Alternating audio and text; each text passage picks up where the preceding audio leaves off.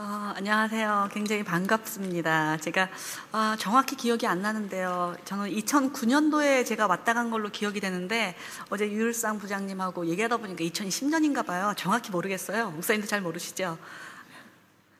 2009년이에요? 네.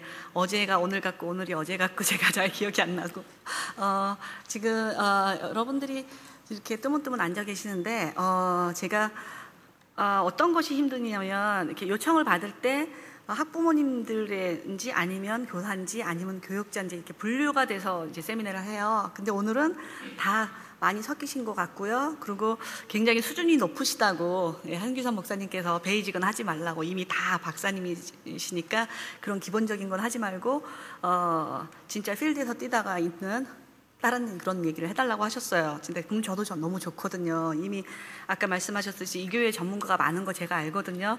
2009년도에 왔을 때 제가 너무 놀랐어요. NIU에 다니는 테라피스트 선생님들도 굉장히 많았고, 그때 75명 정도가 오셨었는데 굉장히 뜨거웠고 생각보다 인재들이 많아서 참 제가 부럽다 그러면서 갔어요. 저희 센터는 한 명 구하기도, 언어치료사 선생님 구하기 한 명 구하기도 너무 힘든데 이 교회는 너무 인력이 많아서 지금 장애부서 만든 지가 오래되지도 않았음에도 불구하고 굉장히 많이 커졌고, 그래서 제가 저도 조금 거기 조금 더 기여를 했나 싶기도 하고 너무 보람되고요. 굉장히 반갑습니다. 오늘 시간에 다 하기는 참 어려워요. 그래서 제가 지금 하는 것은 여러분들이 이제 이미 기본적인 것은 다 알 거라고 말씀드리고 싶고요. 그리고 목사님이 사역 소개 같은 거는 하지 말라고 이제 다 아니까, 그렇지만 또 저를 처음 보는 분들도 계시죠, 그죠? 그리고 그때 세미나에 혹시 오셨던 분들, 참석하신 분 중에 혹시 오늘 계신가 모르겠어요. 제가 하나 테스트하면 금방 알거든요. 제가 그때 퀴즈를 하나 냈었는데 오늘 제가 그 퀴즈를 다시 내서 기억해서 손 들고 말씀하시는 분이 있으면 참석하신 분이 있는 거고요, 아니면 없는 거거든요. 시간 짧아도 제가 꼭 하고 싶은 거예요. 제가 수화 통역자로 여기 강원호 목사님 계시지만 사모님이 수화 통역자시잖아요. 저는 이제 대 선배님이신데 우리 청각장애인들이 저한테 그렇게 짓궂은 농담도 굉장히 잘하고 저를 잘 골려 먹어요, 이제. 그래서 제가 좀 충격받은 그런 퀴즈가 있었어요. 청각장애인들 그리고 시각장애인들, 윌체어 장애인들이 이제 같이 모여서 농담들을 잘 하세요. 근데 윌체어 장애인들이 자기들이 이제 죽을 때 꼭 갖고 그런 소장품 같은 거 무덤에 같이 묻고 싶은 게 있대요. 윌체어 장애인들이 이제 가장 애지중지하는 게 뭘 것 같으신지 감이 잡히시죠? 혹시 대답하실 수 있는 분 손을 번쩍 드시고 대답해 주세요. 이거는 좀 반은 다 아실 것 같아요. 강원아 목사님은 그것도 모르나 이런 표정으로 지금 계시는데요. 혹시 여기 앞에 계신 넥타이 매신 전도사님이신가요? 혹시 아실 것 같으세요? 생각이 안 나세요? 그러니까 윌체어 장애인들이 뭘 타고 다니나요? 네, 그럼 가장 가까운 게 휠체어겠죠? 그죠? 그런 무덤에 갈 때 휠체어를 다 갖고 가고 싶을 거예요. 힌트, 이제 다음 문제 너무 쉽겠네요. 그러면 시각장애인들은 이제 지팡이 드시고 다니시죠? 그러면 무덤에 지팡이 질 거 않겠죠? 예, 굉장히 스마트하세요. 생긴 것도 훤칠하시고요. 그러면 이제 저는 수화통역자잖아요. 수화통역자고 농인들은 그러면 무덤에 보청기도 많이 끼고 다니시잖아요. 예, 뭘 넣고 가실 것 같아요? 뭘 원하실 것 같으세요? 이번엔 다른 분이 해보실까요? 앞에 어머님들이신가요? 이용자 집사님이신가요? 한번 생각해 보실래요? 뭘 할까? 지금 열심히 몇 분 물어보시면서 막 하고 계셨어요. 너무 열심히 하는 학생이에요. 저런 학생 저 굉장히 좋아하거든요. 보청기도 좋아요. 예, 보청기 당연하죠. 이제 감이 오신 분들 계실 거예요. 우리 잘 안 보여요. 이영철? 네? 예, 뭘 것 같으세요? 보청기요. 네, 그럼 얼마나 좋을까요? 수화통역자래요. 수화통역자요. 저도 같이 들어가야 됩니다, 거기. 왜냐면 보청기 갖고는 되지 않거든요. 보청기를 껴서 들을 수 있는 사람은 극히 많지 않고요. 24시간 수화통역자가 따라다녀야 되거든요. 그래서 저를 같이 가고 싶다서 저 기꺼이 같이 간다고 했습니다. 그렇게 될 수도 있으니까. 어쨌든 그때 지금 못 맞히시는 거 보니까 한 번도 못 맞히셨어요. 그럼 지난번에 세미나에 한 분 계셨어요? 네. 그러셨어요? 그 지난번에 들으셨어요? 이 세미나를? 아, 그러셨구나.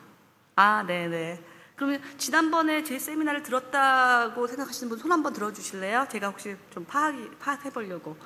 한 분, 두 분, 세 분. 세 분밖에 안 계시네요. 다 어디 가셨어요? 예, 75명 중에서 세 분밖에 안 계시네요. 예, 그리고 제가 이제 들어가야죠. 슬라이드 켜주시겠어요? 네. 제가 오늘 할 일은 특수선교의 사명과 실천인데, 잠깐 제가 하는 일이 오늘 지금 3명밖에 안 계신 걸 보니까 제가 왜 왔을까? 말은 들었는데, 특수선교를 한다고 말은 들었는데 뭐 하는 사람인가? 그런 얼굴로 그냥 눈 동그랗게 저를 쳐다보고 계시거든요. 예, 다음 슬라이드로 넘겨주실래요? 예, 한미 특수교육센터라고 나오죠. 저는 2000년부터, 제가 미국에 1986년도에 왔고요. 우리 미랄에 조인한 게 1998년도예요. 그리고 그 전에 제가 농아교회를 먼저 조인해서 농아들을 돕는 일을 3년 동안 했고요. 그래서 수화통역자가 됐고요. 그 다음에 좀 일을 덜어보려고. 그러니까 더 간단히 말씀드리자면 왜 저런 일을 할까? 제가 가장 질문을 많이 받는 파트가 저 사람은 왜 저런 일을 할까? 왜 특수사역을 할까? 그런 얘기를 제일 많이 들어요. 그러니까 여러분도 굉장히 궁금한 표정이시라서 길게 할 수는 없고 웹사이트에 들어가서 양한나를 치시든지 아니면 한미특수교육센터를 치시면 저에 대한 간증이며 인터뷰 기사가 다 나와요. 그러니까 그거는 찾아보시고요. 간단히 말하면 그냥 잡혀서 합니다.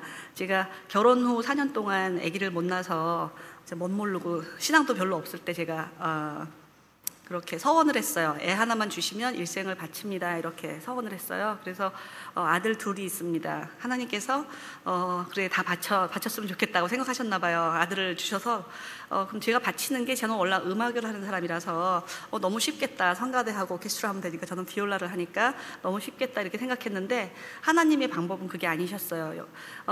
선교사님들한테 아마 그런 얘기 들으신 적이 있으실 거예요. 어떤 선교사님이 그러시더라고요. 저는 멕시코에서 태어났기 때문에 선교를 가는데 제가 스페니쉬를 잘하니까 하나님께서 선교를 가라고 하셨을 때 멕시코 당연히 다른 나라를 생각한 적 없대요. 멕시코를 당연히 가서 선교를 하는데 너무 안 되시더래요.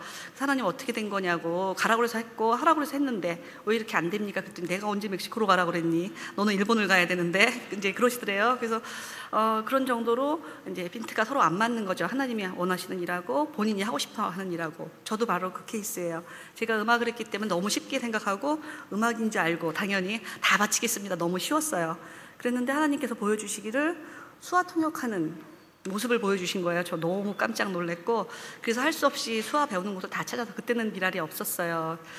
제가 시작한 게 1990년도라서 그때는 미랄이 없었고 다 찾아도 한 군데도 없어서 결론은 제가 할 수 없이 또 기도를 하면서 하나님 저 그럼 수화를 해야 되는데 어디 가서 배웁니까? 했을 때 신문 광고에 농아교회가 나와서 수화를 배우기 시작했어요. 그리고 3년을 돕고 수화 찬양제도 만들고 여러 가지를 하다가 그때 이제 미랄이 생긴 다음에 너무 좋았어요. 미랄에서 한계산 목사님도 만나게 됐고 강원호 목사님도 만나게 됐고 정말 좋은 분들이 여러 분 계셨어요. 그래서 제가 이 자리에도 있을 수 있게 됐고요.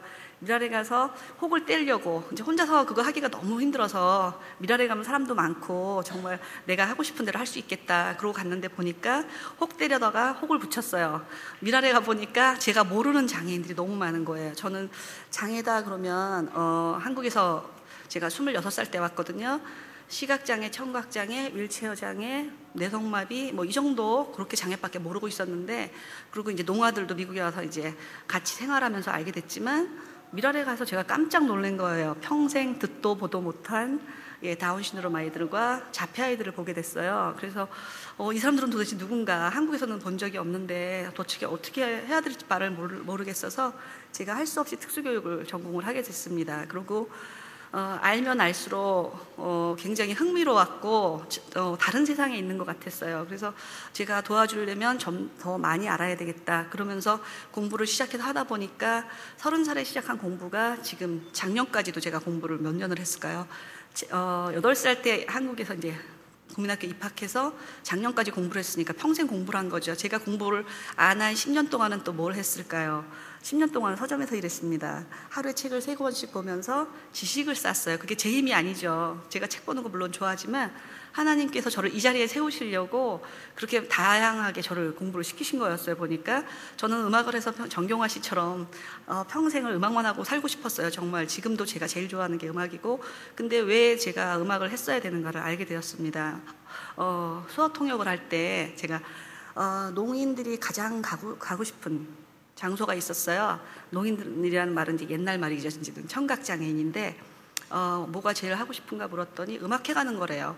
노래방 가는 거래요. 저 노래방 많이 다녔습니다. 우리 청각장애인들하고. 저희 집에 아예 다 꾸며 있어요. 저 가라오케 시스템이. 그래서 막 같이 노래도 부르고 춤도 추고, 제가 이제 우리 청각장애인들은 이제 소리를 내서 마이크를 잡고 막 신나게 하시고, 저는 가사에 맞춰서 수어 통역을 해주고 그렇게 신나게 놀았고요.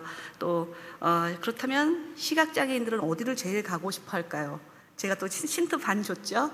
우리 앞에 계신 분 혹시 또 앞에 앉으면 되지만 열심히 하는 학생이에요.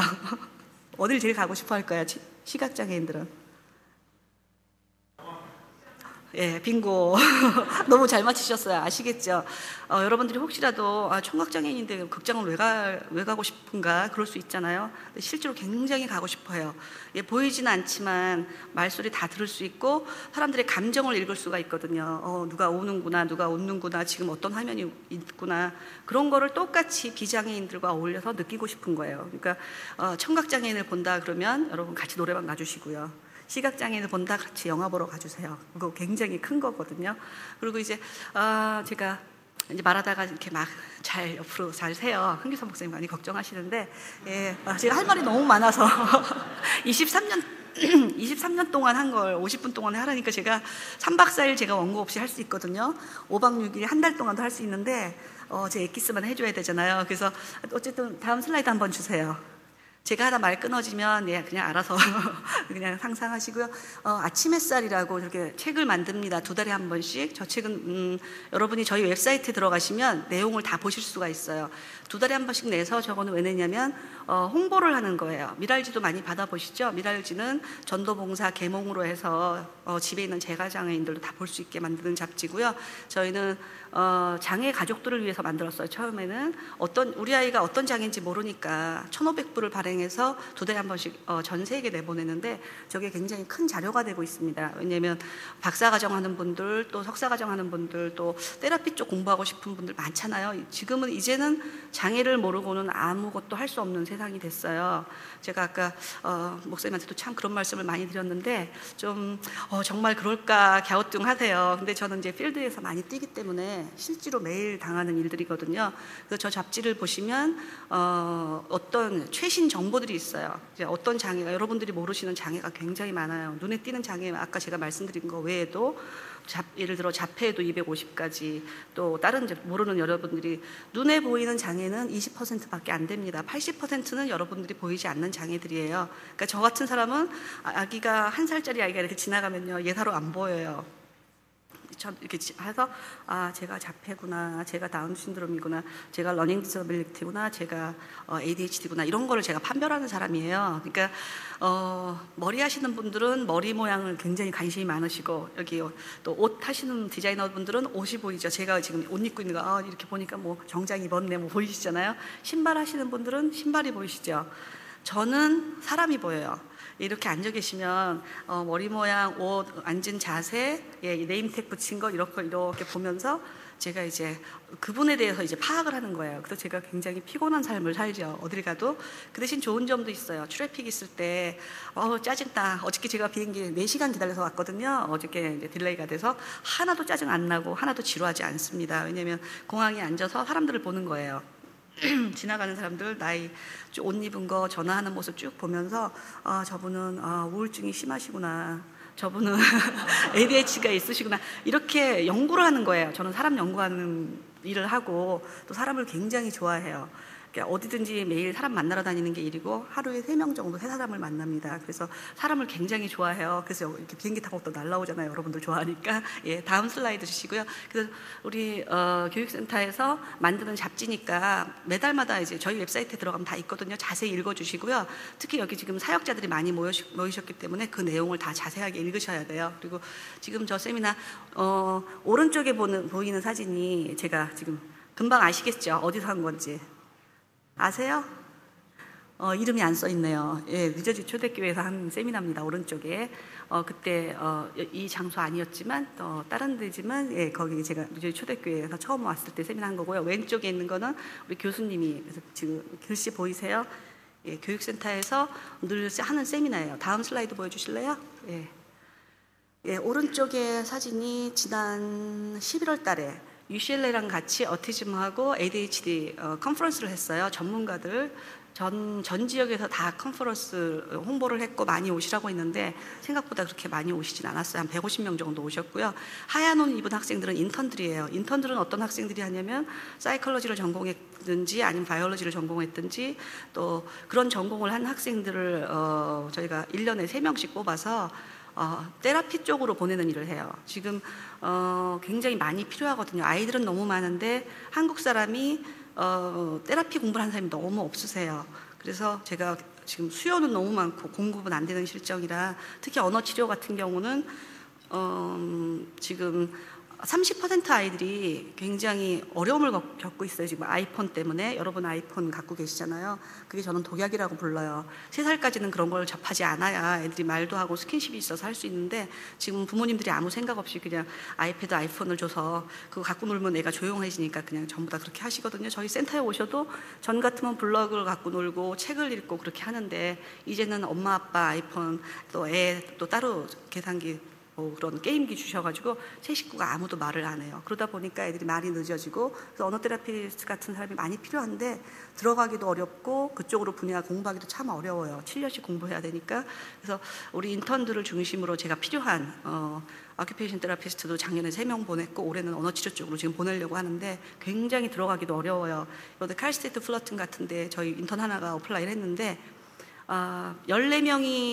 14명을 뽑는데 700명이 왔어요. 그래서 전부 백인들만 뽑히게 됐거든요. 굉장히 제가 가슴이 아프고 재수를 해야 돼요, 내년에. 그런 정도로 지금 테라피스트 되기는 너무 어렵고 저희 같은 경우는 특별히 또 바이링글 선생님들을 필요로 하기 때문에 더 어렵습니다. 학생은 영어로 가르치고 상담은 한국말로 해야 되거든요. 그래서 굉장히 어렵고요. 한국 분들이 하시는 분들이 많지 않아요. 그래서 여러분들이 2세나 1.5세들을 취직이 안 된다고 걱정하시지 마시고 이 필드에 오면 없어서 못 데려갑니다. 예, 1위로 취직도 너무 잘 되고 또 클리닉도 낼 수 있고 굉장히 전망이 밝은 분야라서 저희가 올 9월에 컬리지 페어를 또 할 예정이에요. 한국 분들은 그냥 변호사, 의사 쪽으로만 많이 치중을 하시기 때문에 테라피스트의 필드가 얼마나 좋은지를 제가 이제 또 홍보를 하려고 합니다. 다음 슬라이드 보여주실래요? 예, 지금 보이는 오른쪽에는 전부 다 농인들이세요. 예, 아까 말씀드렸듯이 청각장애인들, 저분들 제가 4년에 한 번씩 열린음악회를 열거든요. 4년에 한 번씩 장애 특히 자폐가정, 600가정을 초청해서 무료로 그 한 자리에서 음악회, 뭐 댄스팀, 뭐 전부 다 해서 신나게 울어도 되고 춤춰도 되고 뛰어다녀도 되고 뭐 아이들 아무리 올라와서 뛰어도 전혀 상관이 없는 날을 하나씩 만들어서 펀드레이징을 해서 무료 선물 또 음악회 또 전부 같이 잔치예요. 그래서 지금 너무 신나서 청각장애인들 한 40명 오시고 시각장애인들 다 오시고 자폐가정 다 오시는 날이고요. 왼쪽에는 우리 학생이 또 다운 신드롬 학생이 발표하는 거고요. 다음 슬라이드 주세요. 예, 왼쪽에는 지금 수영 선수 김진호 선수 한국에서도 굉장히 유명하죠. 총영사에서 이제 시합 때문에 오면 저희한테 연락이 옵니다. 저희한테 하는 일들이 장애 관련자들은 무조건 저희한테 연락이 오세요. 국회의원들이 오셔도 그렇고 저희가 공항 픽업부터 시작해서 돌아갈 때까지 전부 다 통역 다 해줘야 되고요. 그런 일들을 합니다. 그러니까 일반 사람이 통역할 수 있는 일은 아니라서 지금 가운데서 두 사람은 선수고 가운데 있는 분은 저희 특수체육 선생님이세요. 그래서 학교 대여부하고 와서 다 쫓아다니면서 해주시고요. 오른쪽에는 우리 마라톤 영화 보셨죠? 마라톤의 실제 주인공 배형진 군이에요. 그래서 제가 새벽 4시에 데리고 나가서 마라톤도 같이 뛰어야 되고요. 인터뷰도 같이 해야 되고 그런 일들을 또 합니다. 다음 슬라이드요. 예, 왼쪽에는 이제 시각장애인 선생님들 워크숍 할 때 제가 실기를 굉장히 많이 시켜요. 왜냐면 해보지 않으면 보는 것보다 듣는 것보다 보는 것보다 해보는 게 훨씬 많은 효과가 있기 때문에 지금 직접 시각장애인 실습을 시켜보는 건데 보는 거랑 굉장히 달라요. 이 교회에서도 나중에 체험하는 시간을 좀 가지시면 참 좋겠습니다. 그리고 오른쪽에도 또 워크숍 하는 거고요. 예, 다음 번이요. 예, 오른쪽 왼쪽 우리 다 학생들 다 가르치는 시간이에요. 시간이 없으니까 제가 빨리빨리 넘어갈게요. 그 다음에 예, 오른쪽에는 지금 3주 전에 했던 건데 굉장히 중요한 행사예요. 저희가 1년에 한 번씩 0세에서 5세까지 예, 무료로 검진해주는 날을 정합니다. 외국 분들은 다 전문가들이에요. 닥터까지는 안 되지만 전부 다 세션들이라서 전문가들이 오셔서 치과, 안과, 이비인후과, 또 언어 테라피스트 선생님, 또 어큐페이션 테라피스트 선생님 이렇게 20가지를 한 자리에서 다 해주는 거예요. 그러니까 부모님들이 인슈런스가 있어도 어디 이렇게 시간을 만들어서 가기 참 어렵잖아요. 그래서 한 자리에서 저걸 만들어서 거기서 굉장히 발견이 많이 됩니다. 그래서 이번에도 74과정이 왔는데 반은 아메리칸들이 오셨고 반은 한국 사람이 왔어요.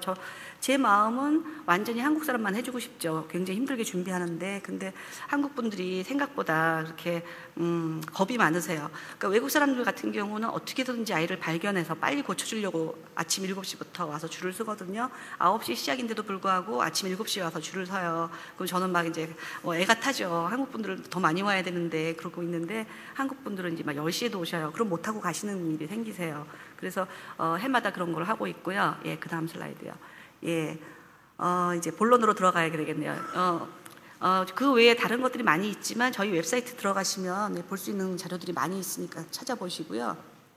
목사님이 제일 중요하게 생각하시는 것이 예, 교회가 장애 사역을 해야 하는 이유. 제가 교재를 만들어 드렸죠. 우리 부장님께서.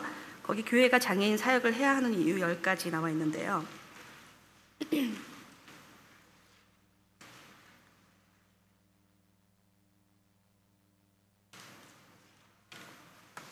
지금 김혜용 목사님이 사랑의 교회 장애인 선교 담당이시고 지금은 모르겠어요. 제가 20년 전에 장애 사역을 시작하기 전에 제가 세미나 갔을 때 그 자료를 아직도 갖고 있는 거거든요. 다른 거는 여러분들이 다 집에 가서 보시라고 제가 이렇게 만들어 드린 거예요. 오늘 제가 하는 세미나에는 원고를 보실 필요가 없어요. 그래서 지금 자세한 거는 집에 가서 보시고요. 그 대신에 제가 여러분하고 같이 읽을 수 있는 건 하나 할게요. 교회가 장애인 사역을 해야 하는 이유 10가지가 있죠. 다 찾으셨나요? 예, 거기 1번부터 큰 번호만 같이 읽기로 해요. 지금 점심 먹고 나서 조금 졸리실 수 있어서 조금 힘을 내서 정확히 지금 제가 했으면 좋겠어. 1번부터 같이 읽어볼게요. 1. 모든 사람들에게 복음을 전해야 하는 예수님의 명령이기 때문이다. 그다음에 2번. 하나님 나라는 모든 사람들에게 차별이 없기 때문이다. 3. 교회의 하나됨을 위함이다. 4. 장애인 사역은 우리 모두가 해야 할 일이라고 말씀하셨기 때문이다. 5. 예수님께서 직접 그들을 초청하셨기 때문이다. 6. 장애인은 우리들이 도와야 할 이웃이기 때문이다. 7.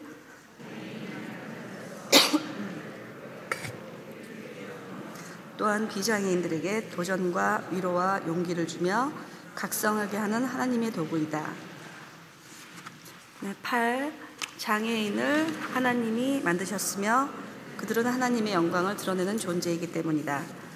9. 장애인은 복음 증거의 도구이기 때문이다.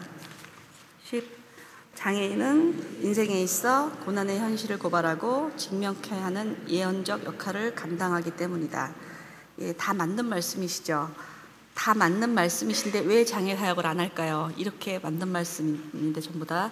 지금 저 캘리포니아 쪽에는 한인 교회가 2,000개 교회가 됩니다. 더 많을 수도 있어요. 그러니까 집에서 뭐 2명, 3명 아파트에서 모이는 집들도 많이 있거든요. 그렇게 많은데 현재 장애 부서가 있는 교회는 18개밖에 없어요. 그리고 선교 단체 제가 거기 목록을 드렸죠. 맨 앞에 보시면 주소록이 이렇게 들어있어요. 예, 참고하시라고 만들어 드린 거거든요. 이게 오렌지 카운티에 LA에 전체에 다 있는 주소록이니까 여러분들이 혹시 문의 사항 있으시거나 또 필요하신 거는 직접 전화해도 되시거든요. 그래서 거기를 보시면 되고, 그다음에 선교단체도 또 여러 개 있죠. 남가주 미랄 선교단 있고, 남가주 미랄 선교단이 제일 크게 활동하고 계시는 단체예요. 저도 거기서 9년 동안 발렌티를 했었고요. 그 다음에 또 물된 동산 선교회, 비전 시각장애인 센터, 샬롬 장애인 센터, 조이센터, 서클 오브 프렌, 한미 특수교육센터 이렇게 있죠. 그리고 지금도 계속 이제 만들어져가는 과정이고 더 많이 만들어져야 됩니다. 2,000개 교회에서 18개밖에 없다는 거는 아직도 갈 길이 많다는 거죠.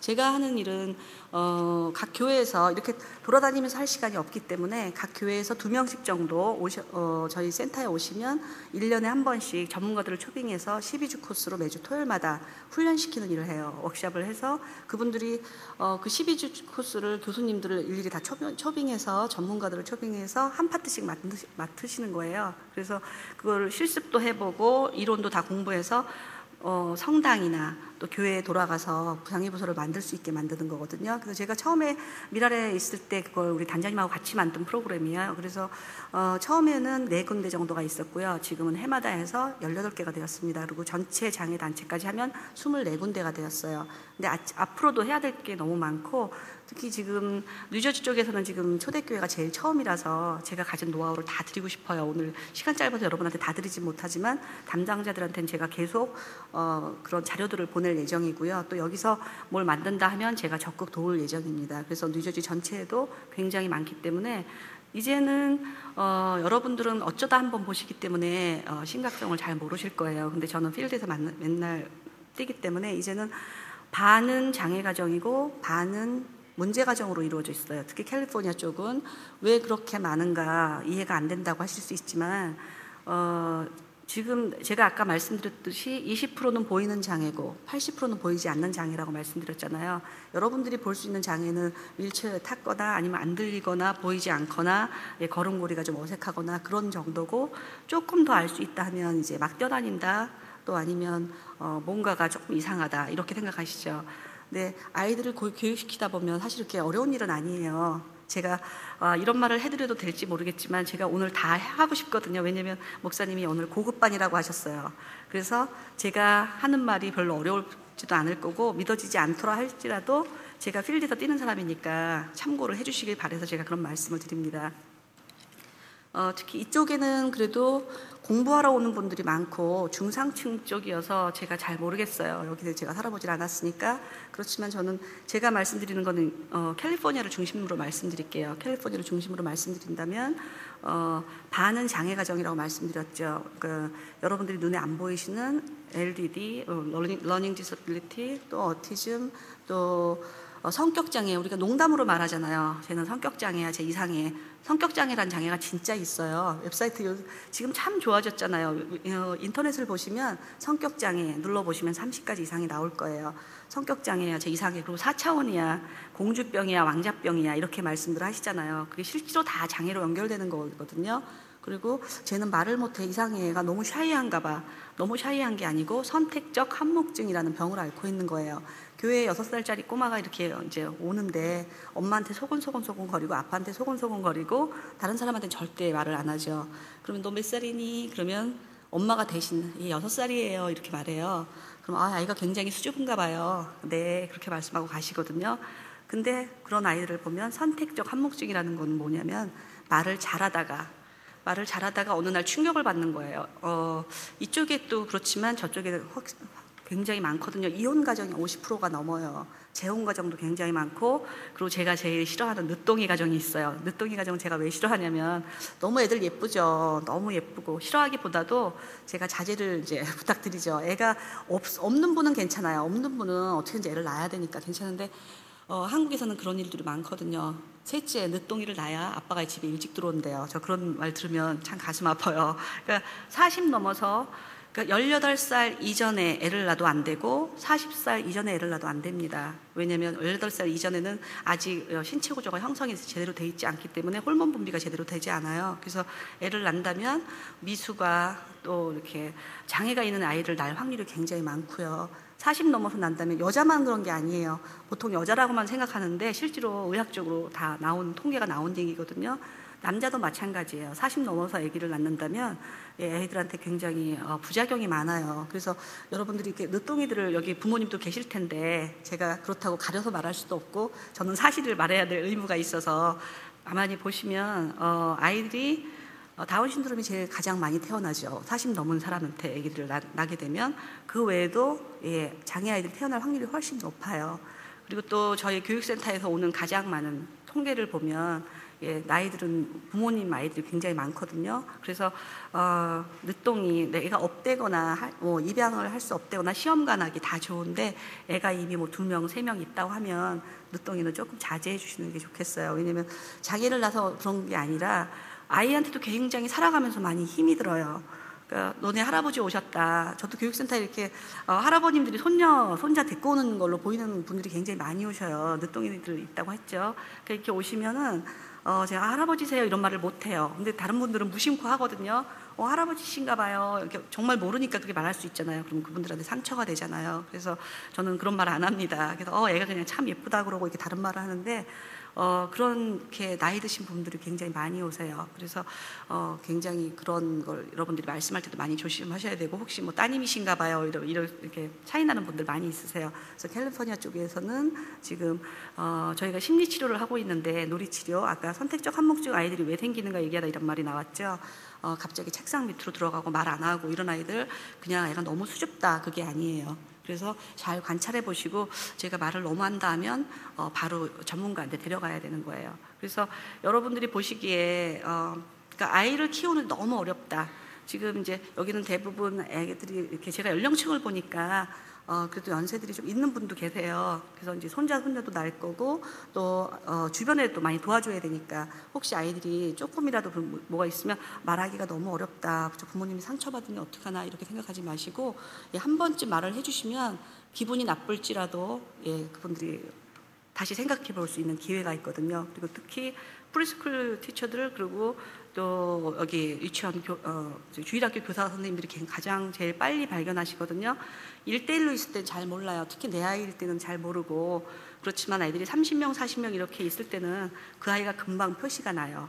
금방 표시가 나기 때문에 제 조금 이상하다 이런 생각이 드시면 바로 그 엄마한테 아이한테 좋은 점을 한 9가지쯤 얘기해 주시고, 1가지 정도는 근데 애가 딴 거는 다 잘하는데 말만 조금 늦네요, 그것만 조금 올려주시면 다 잘할 것 같아요. 그럼 엄마가 그래요? 딴 거 잘한다 그러면 이제 기분 좋으시잖아요. 그럼 이제 그래요 이제 그렇군요 막 하다가, 근데 조금 말만 조금 느린 것 같아요. 그러면 그래요, 그럼 검사를 받아볼까요? 이렇게 마음이 생기시거든요. 근데 얘가 좀 말이 느리다고 다짜고짜로 말씀하시면 기분 나빠서 이제 교회를 옮기고 또 프리스쿨을 옮겨서 영영 치료받을 기회가 없어지거든요. 아마 지금 듣고 계시지만 맞아, 아무개 막 떠오르는 분들이 있어요. 제가 표정 보니까 교사 선생님들은 우리 클래스에 그런 애가 있지 이렇게 막 말하고 싶은 거 있으시죠. 제가 끝나면 시간이 없으니까 제가 더 많이 할 수는 없고 질문도 제가 받지 않아요. 그러니까 끝나면은 저한테 말씀하실 분은 남으셔도 되거든요. 그래서 왜 해야 되지 않는가, 그런 거는 같이 읽었고요. 또 더 하고 싶은 말이 많은 파트가 또 제가, 그러면 왜 장애 사역을 기피하는가, 또 그 뒤에 있죠.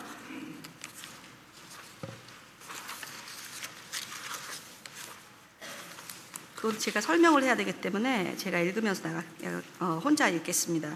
장애인 사역을 교회 본연의 사명이 아닌 부수적인 사역으로 인식하기 때문입니다. 장애 사역을 교회에서 아까 제가 18군데가 있다고 말씀드렸죠. 실제로 있는 교회에서도 그분들이 열심히 있어서 정말 장애 사역을 하고 싶어서 그렇게 하시는 분들보다는 자꾸 하자고 하니까, 우리 한규선 목사님 같은 경우는 정말 오랫동안 미랄 선교단을 섬기셨고 장애 쪽에 굉장히 관심이 많으세요. 제가 15년이나 같이 있었으니까 알잖아요. 그렇지만 대부분의 목사님들은 제가 설명을 하시면 별로 듣고 싶어 하시지 않으세요. 그리고 제가 3시간씩 가서 이렇게 열변을 토해도 제가 1대1로 만나면서 홍보하러 다니고 목사님을 많이 만나러 다녀요. 그러면 이제 문전박대를 많이 당합니다. 시간 없다고. 제가 목사님들이 제일 거짓말을 잘하시는 걸 처음 알았어요, 이 사역하면서. 큰 교회 목사님들은 다 목회 비서라는 분들이 계시더라고요. 몰랐는데 전화하면 분명히 계시거든요. 계신 거 제가 다 알고 전화하는 건데도 안 계시다 그래요. 그래서 제가 목사님들이 참 그래서 제가 좀 충격을 많이 받았고, 근데 막상 가도 저는 진짜 물 한 모금 안 먹고 막 열변을 토하고 있는데 조르세요, 이렇게. 제가 참 가슴 아파요. 그렇다고 제가 졸지 말라고 뭐 또 깨울 수도 없고, 그분이 졸을지라도 제가 끝까지 말을 합니다. 저는 마음이 타니까 그렇게 안 하면 제가 장애 사역을 할 수가 없어요. 그래서 심지어 어느 교회는 제가 목사님한테 제가 장애 사역을 해야 돼서 그 교회에서 제가 이제 교회를 옮겨 다녀요. 한 짧게는 3년, 길게는 7년, 8년 이렇게 옮겨 다니는 이유는 제가 부서를 만들어야 돼서, 제가 초대교회는 오고 싶어도 올 수가 없어요. 벌써 장애 부서가 있어서. 제가 가는 교회는 없는 데를 제가 가죠. 그러니까 전혀 만들 가망성이 없는 교회는 제가 직접 갑니다. 사람도 안 보내고 만드시지도 않고 어떻게 하겠어요. 제가 그 교회를 가야지. 제가 제 생각에는 그렇거든요. 교회가 200명이 넘는 규모라면 당연히 장애부서를 만들어야 됩니다. 그러니까 제가 신학교도 7개를 다녔어요. 공부하러 다닌 것이 아니고, 이렇게 가면 강의실에 가면 40명에서 100명 정도 목사님, 전도사님, 선교사님들이 계세요. 제가 그분들을 1대1로 만나려면 몇 년이 걸리겠어요. 그리고 문전박대 당하고 한 분을 만나려면 5번 이상 거절을 당해야 되니까, 제가 그런 아이디어를 하나님이 주시더라고요. 신학교를 가라. 그래서 제가 신학교도 한 군데 가서 다 만날 수가 있는 거예요. 프레젠테이션 하는 시간이 있잖아요. 너무나 신이 나요. 제가 이렇게 할 수 있거든요. 목사님들 쫙 앉혀놓고 왜 교회에다 장애 파트를 만들어야 되는지, 왜 장애 사역을 해야 되는지, 그런 걸 말하면요 도망도 못 가시죠. 꼼짝 않고 앉아 계셔야 되고, 그리고 이제 교수님이 또 옆에서 막 응원해 주시죠. 슬라이드까지 만들어서 막 띄워주시고. 그러니까 제가 그 2시간 프레젠테이션 하는 2시간을 위해서 제가 신학교를 다녀요. 거금을 내고. 저희 남편은 또 무슨 죄예요? 등록금 다 내야 되잖아요. 그렇지만 효과는 100%예요. 제가 계속 한국 신학교들을 다닙니다. 그래서 총장님도 만나고 학장님도 만나고 그런 얘기를 이제 막 열변을 토해요. 그러면 들을 때는 맞다 그러시죠. 돌아서면 나중에 해야지, 그거 언제 하나, 지금 할 것도 많은데, 이렇게 하세요. 그래서 어느 교회는 제가 심지어 어떻게 했냐면 가서 장소가 없다 그러세요. 목사님들이 제일 많이 말씀하시는 게 지금 당장 장소가 없대요. 예, 이 교회도 지금 굉장히 교회가 크고 장애부도 너무 잘 돼 있지만 또 하고 싶은 일이 많으시잖아요. 아까 한규사 목사님이 그런 말씀 하시더라고요. 여기는 한미특수교육센터 같은 게 없어서 그런 것도 하면 참 좋겠다고, 더 많이 도와드리고 싶은데 장소가 없으시대요. 장소 다 없어요. 그래서 제가 그런 것처럼 지금 할 수 있는 거를 줄일 수도 없고, 그건 이제 하나님께서 알아서 또 넓혀 주시겠죠. 뭐 별관 하나 살 수 있게 해주시든가. 근데 제가 한 군데 간 교회에서 그런 일이 있었어요. 목사님이 전혀 관심이 없으신 거예요. 장애 사역도 관심 없으시고, 교인은 한 1000명이 됐는데 관심도 없으시고, 그래서 제가 어떻게 했냐면 6개월 동안 새벽 기도를 다녔어요. 그 교회를. 제 본교회에 물론 있었지만 제가 하는 일이 그렇게 합니다. 저는 이제 전혀 거절할 수 없게 만들어야 돼서 각종 많이 그렇게 제 아이디어를 내요. 6개월 동안 날마다 빠지지 않고 앞주를 두째 번에 가서 제가 새벽 기도를 하는 거예요. 목사님 쪽에서는 굉장히 의아하시죠. 한 20명 나오는 새벽 기도인 중에서 저 여자는 도대체 누군가, 날마다 빠지지 않고 저 둘째 줄에 앉아있는 저 여자는 누구, 굉장히 궁금해지시는 거예요. 그럼 저는 미리 또 목사님 만나자고도 안 해요. 6개월 동안 계속 가서 또 저 기도 굉장히 열심히 하거든요. 왜냐면 영적 전쟁이에요. 제가 하는 일은 하루라도 기도하고 나오지 않으면 제가 문을 닫고 그냥 어떤 때 가끔 그러니까 이게 영적 전쟁이라 공격을 굉장히 많이 받아요.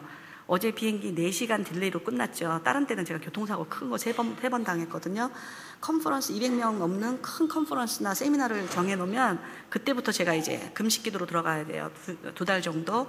큰 교통사고가 나지 않으면, 그날 아침에 갑자기 통역이 못 온다고 전화 오지 않으면 다른 잔잔한 일이 굉장히 많이 생겨요. 그래서 이번에 제가 이 교회 올 때도 교회도 기도도 많이 했지만 여러분이 기도 많이 하셨을 거라고 생각하고, 그래서 어저께 아니나 다를까 그런 일이 한 번도 없었는데 어제 공항에서 4시간이나 딜레이가 돼서 4시간 꼼짝없이 벌쓰고 그러고 왔어요. 밤 호텔에 들어가니까 새벽 1시 반이더라고요. 예.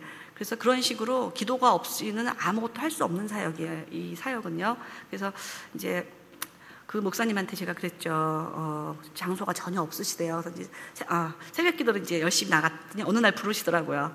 다른 분을 통해서 만나고 싶다고. 저는 이제 그때를 기다려요. 제가 먼저 만나자 그러면 다 도망가시기 때문에 그냥 무조건 열심히 다니면 어느 날 연락이 와요. 이제 목사님이 도대체 누구길래 교회 등록은 안 하고 새벽 기도만 나오는가. 그래서 이제 목사님을 만나러 갔더니 목사님이 이제 무슨 사연이 있으시냐고. 그래서 이런 사연이 있다고. 그때부터 이제 제 시간이죠. 3시간 동안 저는 특수사역을 하는 사람이고 지금 현재 특수교육을 하고 있고, 이 교회에 와보니까 교회 너무 좋고 중심가에 있고 아이들 특수사역하기가 제일 좋은 교회라고 말씀을 드리니까 난감해지시는 거예요.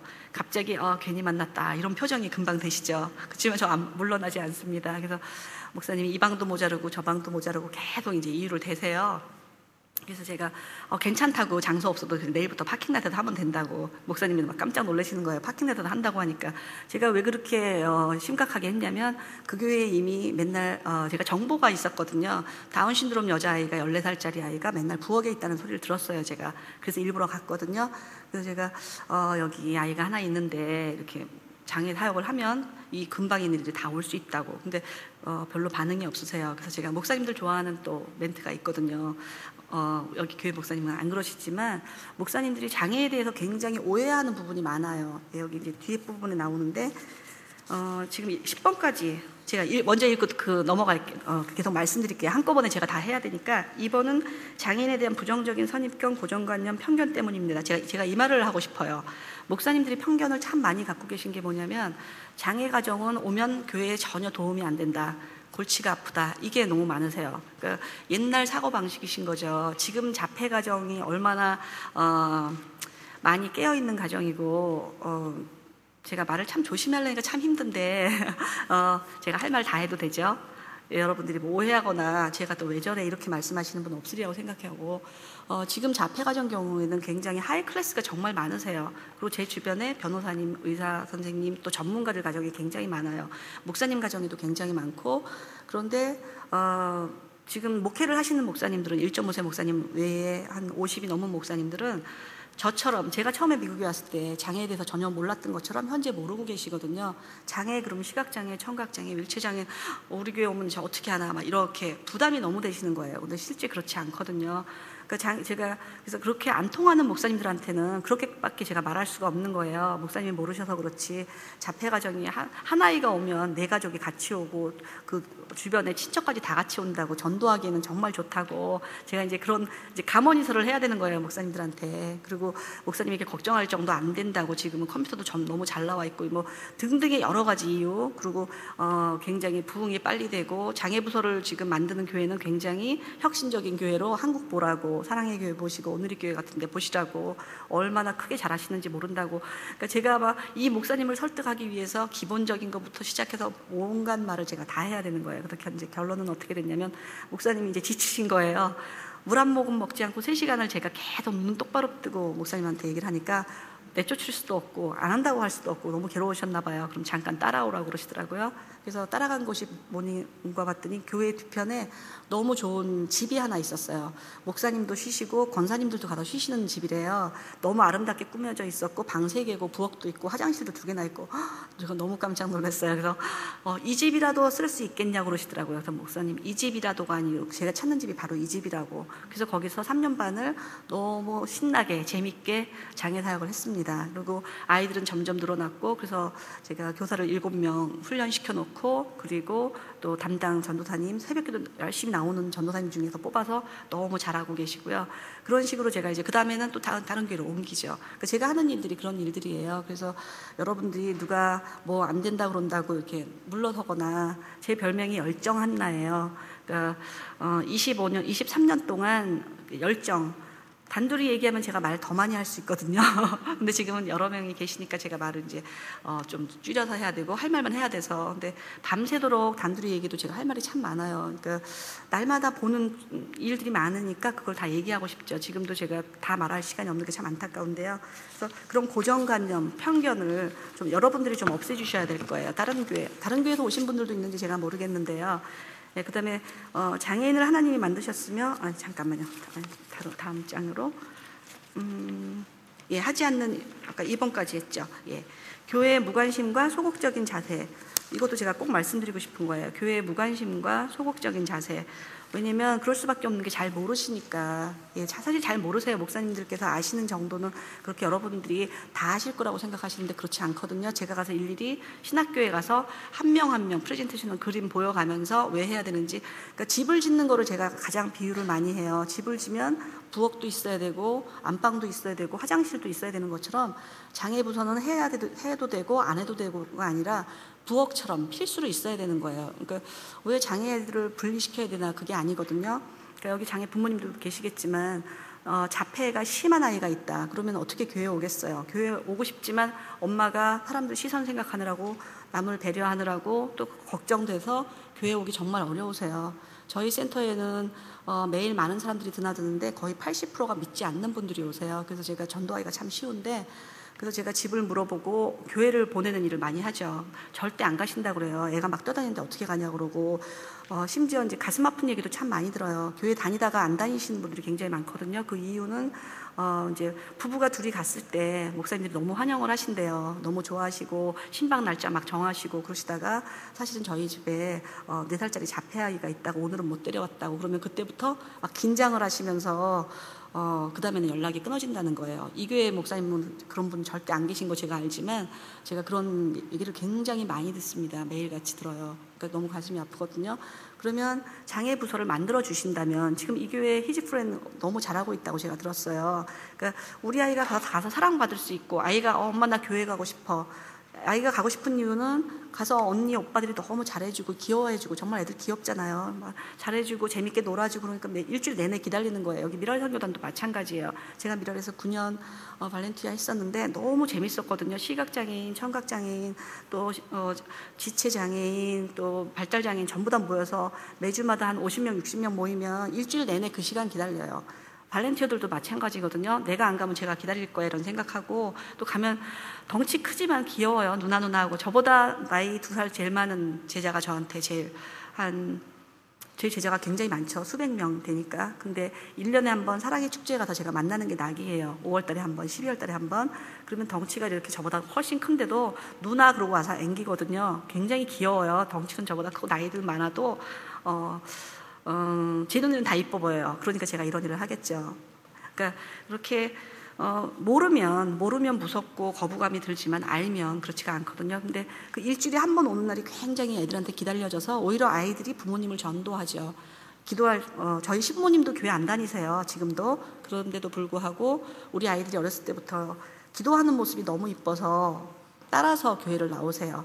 그리고 자꾸 기도해보라 그러고, 조그만 애가 이렇게 할아버지 할머니에서 기도하면 얼마나 마음이 흐뭇하시겠어요. 그러니까 우리 장애 아이들도 교회에 너무너무 일주일에 오고 싶다 그러고 와서 찬양 배우고 기도하는 거 배우면 엄마 아빠가 그거 좋아서 오진 않아도 어떤 때는 이렇게 드럼만 시키고 가는 부모님도 많으시잖아요. 그렇지만 점차 올 수 있는 계기가 됩니다. 그래서 아이들이 올 수 있도록, 그리고 어머니들도 오셔서 또 편하게 아이들 또 귀엽게 애들이 잘 또 예배 드리고 있으니까 마음 편하게 예배도 드리시고, 또 그동안에 딴 날은 아이 때문에 테라피들 받으러 막 바쁘시거든요. 교회에 와서 모처럼 다 교제도 하시고, 그거 굉장히 중요해서 저는 장애부서가 없고 새벽 기도가 없는 교회는 참 죄송한 말이지만 교회가 아니다라고 생각하고 사역하고 있어요. 그래서 이 교회는 새벽 기도도 있고 장애부서도 있으니까 정말 제가 너무 좋아하는 교회예요. 근데 LA 쪽에는 아직도 없는 교회가 많아서 제가 아직도 갈 길이 되게 멀고요. 또 그다음에 건강한 교회를 지향하기보다 큰 교회를 선호하기 때문입니다. 전부 다의 목사님들은 아니시지만 이런 말이 다 맞거든요. 이건 목사님이 쓰신 거예요. 제가 쓴 게 아니고 목사님으로 눈으로 본 목사님들이니까 제가 이렇게 말씀드릴 수 있어요. 건강한 교회라 하면 장애부서 물론 있어야 되고, 또 사역, 가정사역 해야 되죠. 가정사역도 굉장히 중요해요. 결국은 다 장애 쪽으로 다 들어가기 때문에 아까 제가 말씀드렸죠. 50% 장애가정, 50% 문제가정. 문제가정에는 이제 인터넷 중독 제일 많고요. 게임 중독 뭐 전부 다 많잖아요. 그러니까 지금 한국에서 이민 오는 분들이 문제가정들이 굉장히 많아요. 홈스쿨링 하는 가정, 홈스테이 하는 가정, 한국에서 애들을 키울 수가 없어서 미국으로 보내는 거거든요. 그래서 겉으로 보기에는 다 잔잔한 물 같지만 이 속에서는 다 요동을 치고 있는 거예요. 그러니까 여러분들이 보시기에 저 집안은 아무 문제가 없다, 문제 없는 가정은 한 가정도 없습니다. 제가 왜 그걸 장담할 수 있냐면, 여기에 변호사, 의사 뭐 많이 계시잖아요. 의사를 만나면, 교회 왔을 때도 의사를 만나면 병원에 일부러 가서 처방전을 받으려면 한 80불 들어요. 그러니까 저부터도 그런 마음 생기거든요. 친구가 이제 만나면 나 요새 여기가 머리가 많이 아픈데 혹시나 뭐 뇌 이상 있는 거 아닐까, 이런 말을 하고 싶어요. 따로 병원에 가서 갈 시간도 없고 돈도 없고, 그러니까 만난 김에 말하고 싶어요. 그래서 의사들 보면 막 그런 말 하고, 또 변호사님들 만나면 텍스 뭐 또 이런 거 저런 거 막 말하고 싶을 것처럼 저를 만나면 100% 그런 말씀을 하세요. 우리 고모 딸이 뇌성마비가 있는데 이제 막 말씀하시고, 또 신문 기자가 저 인터뷰하러 많이 오거든요. 오면 제 동생이 윌체어 장애인인데, 심지어 제가 또 태권도장 가면 우리 애들 사범님이 저희 어머니가 어려서부터 이렇게 귀가 안 들리셨어요. 저는 날마다 100번 그런 말을 들어요. 그러니까 100% 장애 가정이구나, 이제 그렇게 알고 제가 사역을 해요. 사실 그렇게 생각할 수밖에 없죠. 그러니까 만나는 사람마다 한국 사람만이냐? 그렇지 않습니다. 저희 애가 첼로를 중국 선생님한테 배웠거든요. 중국 선생님이 처음 봤으니까 저는 이런 일을 하는 사람이라고 말을 하니까, 내 동생도 이제 청각장애인이라 말을 하고, 또 하는 데마다. 그러니까 여러분들이 장애인이 정말 그렇게 많을까? 정말 그렇게 많습니다. 그러니까 한 명 한 명 다 배려하시고 상대방에게 신경을 많이 쓰셔야 돼요. 지금 내 아이는 아니지만 저희 아들 둘도 장애는 지금은 없습니다. 그렇지만 예비장애인이죠. 큰애는 머린이고 둘째는 하와이 대학에서 해양생물학 지금 공부하고 있는데, 언제 교통사고가 날지. 또 근데 아프가니스탄 8개월 갔다 왔어요. 지뢰 밟아서 다 팔 없을 수도 있잖아요. 무사히 돌아오긴 했지만 내일이 어떻게 될지 모르는 일이거든요. 그러니까 우리는 전부 다 예비장애인이라서 저 집은 장애 가정, 우리 집은 아닌 가정, 그게 아니고 우리는 전부 다 장애인 가정이라고 생각하시고 그렇게 해야 되네요. 뒤에서 계속 사인 오거든요. 제가 하고 싶은 말 지금 시작도 못했는데 벌써 끝날 시간이에요. 근데 제가 이걸 다 드렸으니까 어쨌든 시간은 제가 지켜야 되고, 이따가 ADHD 세션에는 제가 상황극도 하고 테스트할 게 굉장히 많아요. 한 분도 가시지 말고 다른 분도 오셔야 돼요.